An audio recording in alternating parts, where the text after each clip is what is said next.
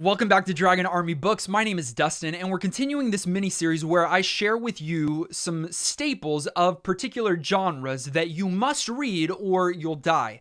When I first sat down to put this together, I was actually trying to really make it just 5 sci-fi books that you must read. When I realized that's impossible to do, I split it up into the classic, and modern. Not that those two are complete opposites of one another when it comes to literary fiction, but those are the two delineations that I'm using here. So if you haven't yet, check out the 5 classic books. I've already released that video. You can check it out in the annotations. Or just watch this one first and then go back to that one. This video, I want to talk about 5 modern sci-fi books that you must read.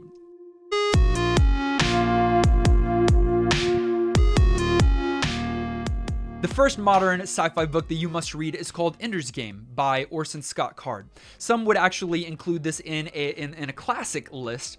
I moved it over last minute into this modern list. It was written in 1985, so for some of us, it feels a little bit classic-y now. It was actually my first love when it came to science fiction literature, really one of my first fiction books that pulled me into literature, the world of literature, and I just absolutely loved this book when I first came to it. It is the story of a young Ender Wiggin, who is a genius who gets drafted into battle school to train for the interplanetary war between humans and the buggers. Not only are there some incredible characters and drama within this story, but there are huge leadership lessons to be gleaned in this compelling story that was then made into a movie featuring Harrison Ford, but we don't talk about that one.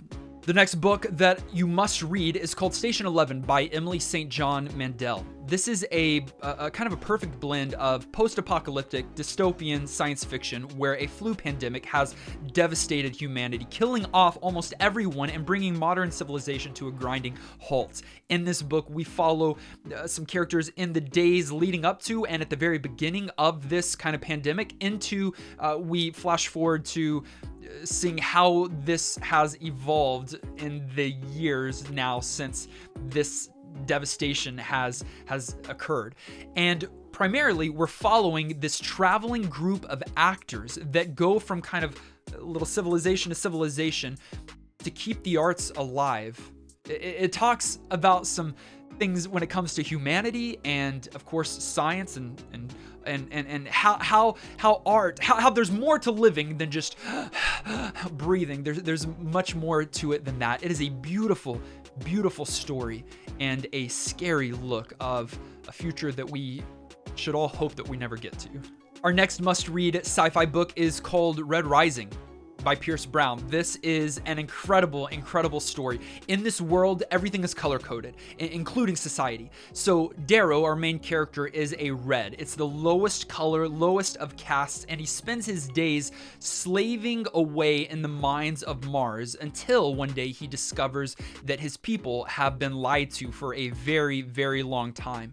And there is much more to society and the worlds than he ever knew to begin with. His desire then for vengeance sends him to the Institute, which is the top training institution in the galaxy, but it's the death ground for anyone other than Golds, the top caste.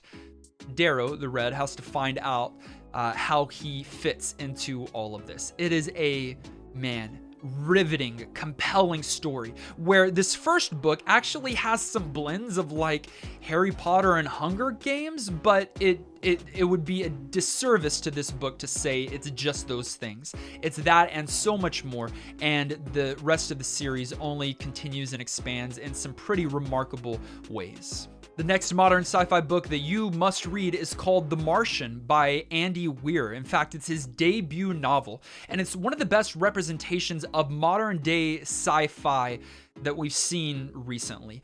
It's a story where Mark Watney, is lost out in space, stuck on Mars actually, and he has to find a way to survive and get home. Some terrible events have transpired that left him there all by himself. And it really is heavy science, low on the fiction side of things, although the whole story is made up, but it is It's kind of remarkable how, although that could be dry and boring, it is so interesting. Man, from the first page to the last, although it was trying to be as faithful as possible to the science that would really be involved in some of the things that our main character was having to deal with, it is still such a compelling, interesting, engaging, exciting, enthralling, and all of these other words that keep you on the edge of your seat kind of experience. It is a remarkably fun story that they did really well bringing to life in the theater as well. But if you haven't yet, you should definitely give the original book, The Martian, a go. And then, I mean, it's MacGyver in space. So, like, if that doesn't do it for you, then don't read it. You know what? Don't read anything, because if MacGyver in space doesn't click something for you, then you don't deserve to read.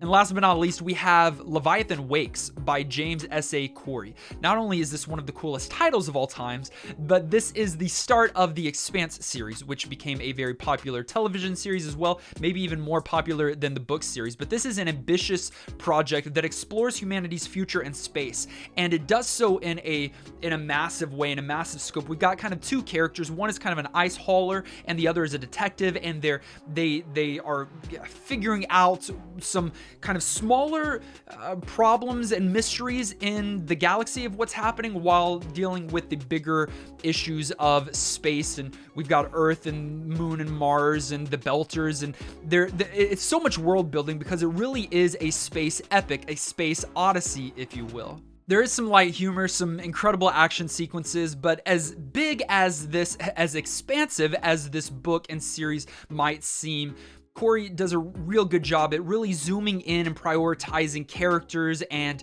their actions more than anything else. And that kind of takes the central stage, which keeps the narrative moving along at a progressive pace and makes the book a little bit less overwhelming than it might seem at first glance. As with any list, this list is probably incomplete. 5 modern sci-fi books. Here's my suggestions. What are yours? Please let me know in the comments down below. Would love to see other books that you consider to be must-reads of modern sci-fi. And as always, thank you so much for taking the time to watch and like this video. If you haven't yet, click subscribe, join the Dragon Army, and we'll see you in the next one.